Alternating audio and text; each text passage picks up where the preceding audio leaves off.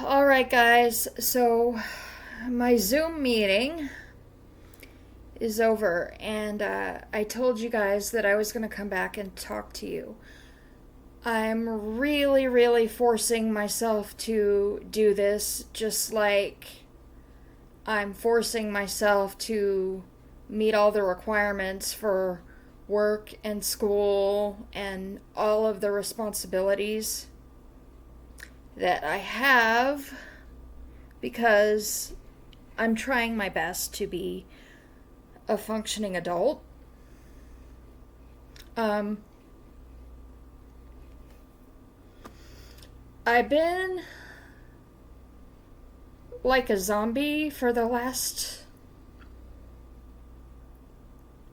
3 weeks or so. And I'm only now starting to cook and clean. You guys know how attached I am to the New Kids on the Block, right? And you know that it's something between myself and the little girls in my family. And if you know me well enough, you know that when I go to see them, part of it is because I'm keeping a promise we made as children when we were having a lot of trauma. There was actually a pedophile in our family, and he went through the entire family. Most of the kids in my generation, we were all attacked by this guy. And my cousin Mandy, my niece Sabrina, and myself, it was like the three of us against the world. And what essentially happened is the pedophile in our family, who was our teenage cousin, when we were between the ages of like 3 and 7, he was eventually caught in the act of attacking me on Black Friday of 1987, and it ripped my family right down the middle. So what happened is that for a 3-year period, I was separated from the kids in my family until ultimately December 24th of 1990, when my niece Sabrina came back because our cousin Mandy had been killed. I'm sorry. And we always made the promise to each other when we were growing up that if one of us got to the boys, that girl would go and tell them our story and let them know, that they were a beacon of light through everything that was happening to us. And even though we were separated by this awful situation, they kind of kept us together. Well, when I went to go on the redo of the Magic Summer Tour in 2024, that was the tour that Sabrina and I were supposed to be on, except everything in the family kind of ruined it. So one of the things that I always do when I go to see the boys is that I text Sabrina to let her know where I am. And if anything happens, she's the first person to know, although she was not emotionally strong enough to bring herself to go visit them because it brought up too much for her, and she had an issue processing it. What I didn't get to tell the boys in 2024, among other things, is that I hate this. Sabrina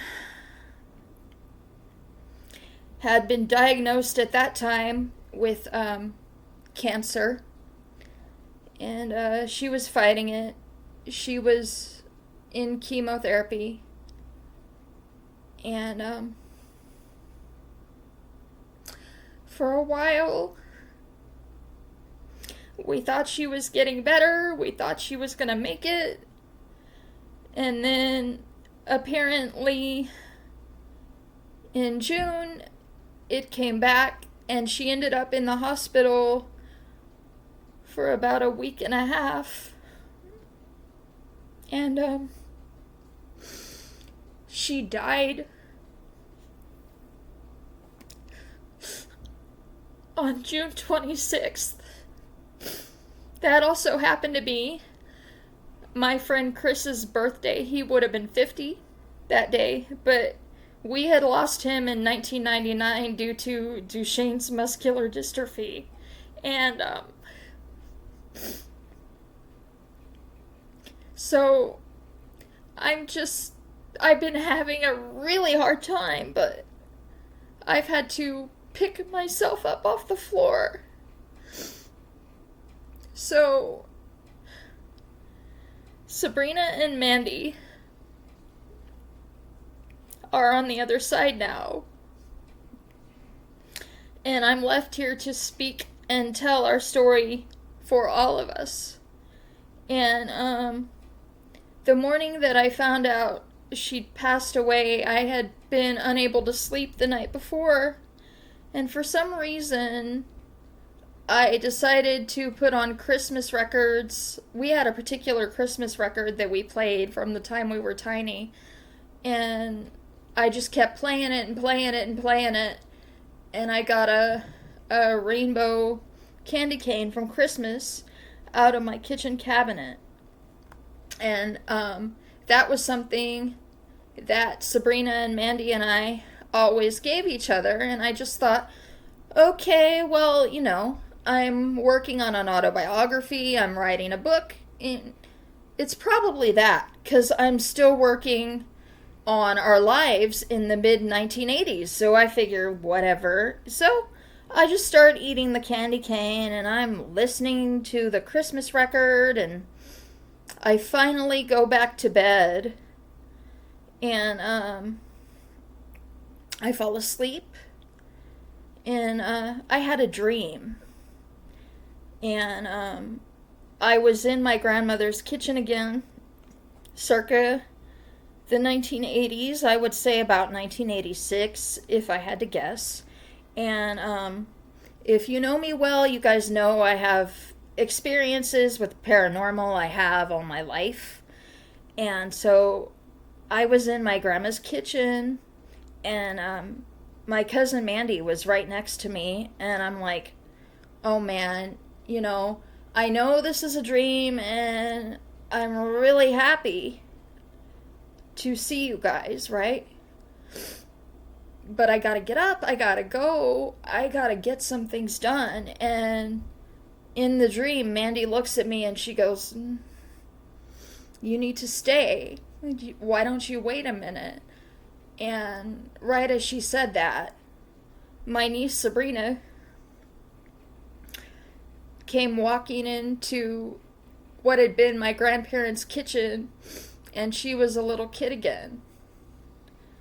And then I woke up and I had a message from my nephew's wife to call her, and Sabrina had passed away from cancer in the middle of my having that dream in which she was a child again, and she walked into Grandma's kitchen. This kind of crap has happened to me since I was a little girl. It's a gift, but it doesn't always feel like it. Sometimes, I will have dreams like that, or I'll know stuff, and I can't do anything about it. And it's just, well, it's horrible. There's no other way to put it. And I've been struggling with how I'm gonna tell all of you guys that Sabrina has passed away. And, I had hoped to eventually get her to see the boys, but she'll have to come in spirit now, like Mandy does. And, I know enough to know she's free. And, there are signs popping up from her to let me know that, but this is why I have been disappearing randomly, because I have been struggling so hard, and I knew that Sabrina was, but I just didn't feel comfortable saying anything. But, I can tell you now, because I'm here. And Sabrina, I love you. And you know that.